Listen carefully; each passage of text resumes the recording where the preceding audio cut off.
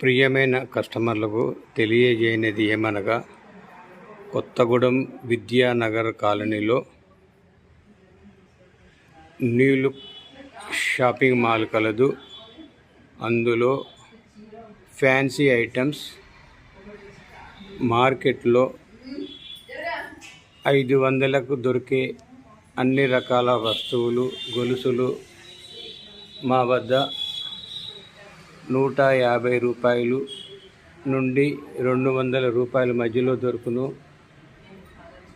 అలాగే లేడీస్కు సంబంధించిన పర్సులు